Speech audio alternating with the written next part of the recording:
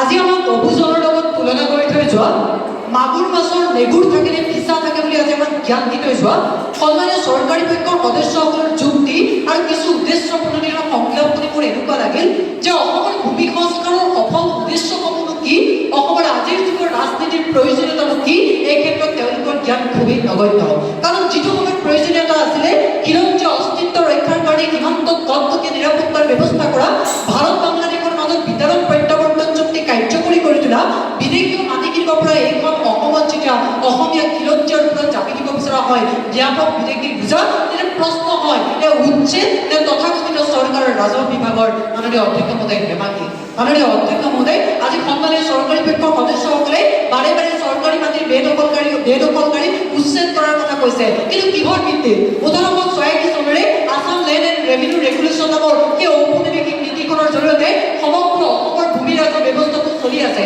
তেনে এটা প্ৰেক্ষাপটত মাননীয় অধ্যক্ষ মহোদয় অন্তৰাষ্ট্ৰীয় হ'ব লগা ভূমি বন্দোবস্ত আৰু ভূমি বন্দোবস্ত 1963-64 চনতে আৰু বিগত বছৰে হোৱা নাই।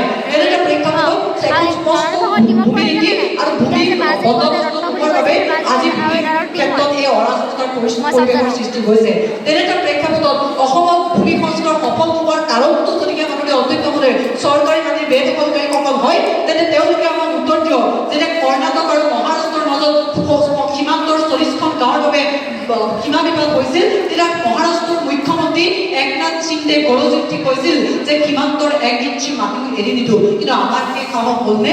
প্ৰাথমিক বিদ্যালয়ৰ পৰা যে আমাক শিকাই অহা হৈছে যে অসমৰ মুঠ মাটিকালি ৭৮,৪৩৮ বৰ্গ কিলোমিটাৰ। আজি আমি বুকু দাবি ক'ব পাৰোঁ যে সেই শুদ্ধ উত্তৰটো সন্মানীয় চৰকাৰী পক্ষৰ সদস্যসকলৰ হাতত নাই।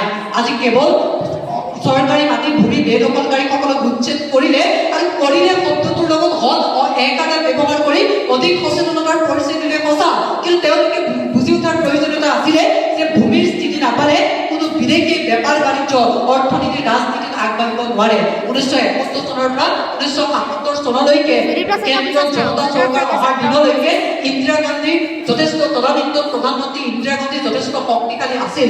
সেই সময়ত শৰণাৰ্থীৰ ৰূপত যে অসমত বহুতো ভগনীয়ে আশ্ৰয় লৈছে সেই কথা তেওঁ জনাকৈ থকা নাছিল।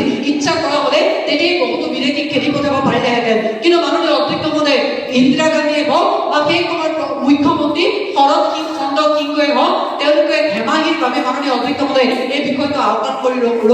কেৱল মাননীয় অধ্যক্ষ মহোদয় কিছুমান সংখ্যালঘুৱে কষ্ট পাব বুলি ভাবিয়ে এই বিষয়টোক আওকাণ কৰিছিল, কিন্তু তেওঁলোকে যদি বুজি উঠিলহেঁতেন যে ভৰিত কোনো কাঁইট এডাল উলিয়াওঁতে দেহে পৰা কষ্টখিনি সহ্য কৰিব নোৱাৰিলে পিছলৈ ভৰিখন গেলি যাবগৈ, আজি আমি এই বিতৰ্ক কৰিব লগা নহ'লেহেঁতেন। মাননীয় অধ্যক্ষ মহোদয়, আজি আমাক নীতি নম্বৰ শিক্ষা দিব বিচৰা সন্মানীয় চৰকাৰী পক্ষৰ সদস্যসকলে চৰকাৰী মাটিটো কোনবিলাক সেই সম্পৰ্কে জ্ঞাত নহয়।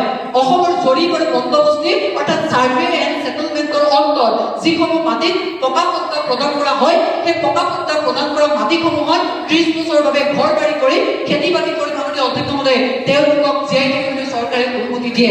আৰু পকা পট্টা চৰকাৰী মাটি আজি যদি বেদখলকাৰীসকল কোন বুলি তেওঁলোকে আপত্তি কৰে, তেতিয়া মাননীয় অধ্যক্ষ মহোদয় মই আপোনাৰ জৰিয়তে স্পষ্ট কৰি দিওঁ যে অসমৰ জ্বলন্ত সমস্যা ব্ৰহ্মপুত্ৰ আৰু গৰাখহনীয়াৰ ফলত যথেষ্টখিনি মানুহ মাননীয় অধ্যক্ষ মহোদয় ভূমিহীন হৈ পৰিছে।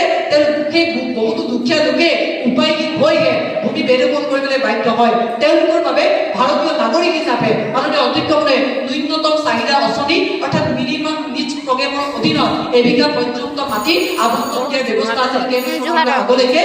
সেই ব্যৱস্থাটো নাইকিয়া কৰাৰ ফলশ্ৰুতিতে মাননীয় অধ্যক্ষ মহোদয় আজি কৰিছে এটা সমস্যাক জগৰীয়া কৰাৰ আগতে সেই গোটেই সমস্যাটো আজি পুংখানুপুংখভাৱে বিশ্লেষণ কৰাৰ প্ৰয়োজনীয়তা আছিলে। সেইখন অধ্যক্ষ মহোদয়ৰ জৰিয়তে সন্মানীয় চৰকাৰী পক্ষৰ সদস্যসকলৰ সমৰ্থন আদায় কৰিবলৈ চেষ্টা কৰি পুনৰবাৰ বিধেয়কখনৰ বিৰোধিতা কৰিলোঁ। ধন্যবাদ মাননীয় অধ্যক্ষ মহোদয়, ধন্যবাদ।